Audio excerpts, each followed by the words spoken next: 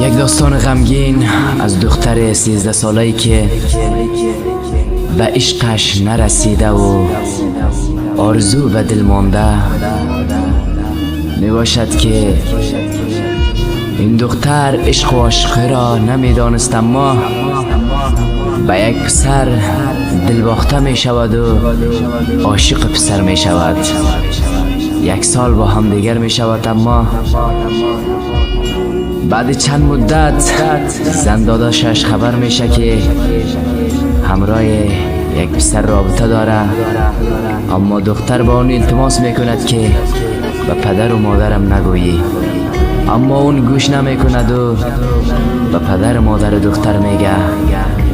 پدر مادر دختر هم دخترش دو داشنام میدهد، اما دختر چیزی گفته نمیتواند و نمیگوید، سکوت را انتخاب میکند، چون که دختر است. یک گناهش دختر بودن است.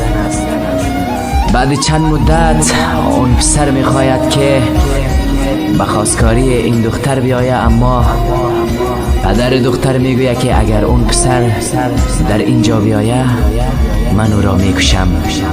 بعدا دختر هم گوشی پسر را مسدود میکند و دیگه هیچ وقت از مسدود نمیکشد.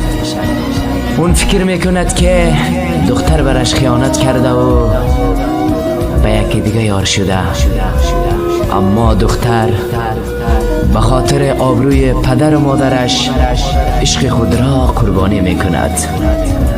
اما پدر و مادرش دختر را به یکی دیگه نامزد میکند و دختر هم با او دل ندارد و او را دوست ندارد و دوست داشته نمیتواند.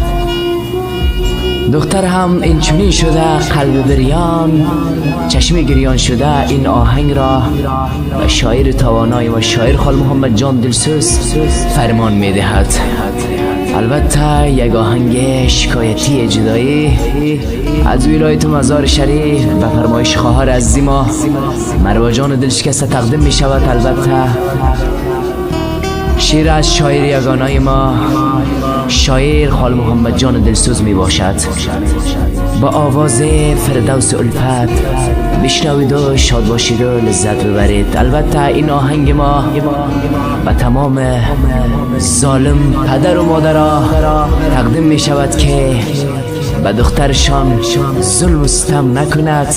این آهنگ را شنیده یک پند و عبرت بگیرد. بشنوید و شاد باشید از دوستان.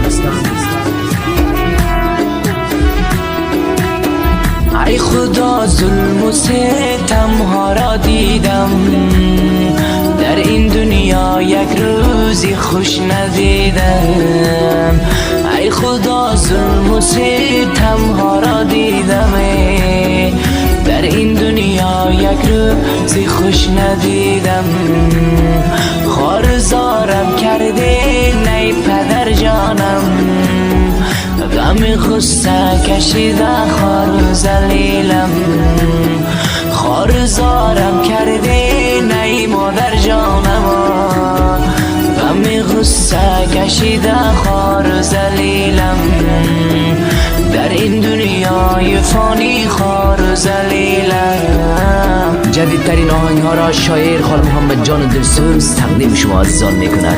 شماره واتساپ 8293 729 87 46 و 17 نمبر را فراموش نکنید دوستان گلم.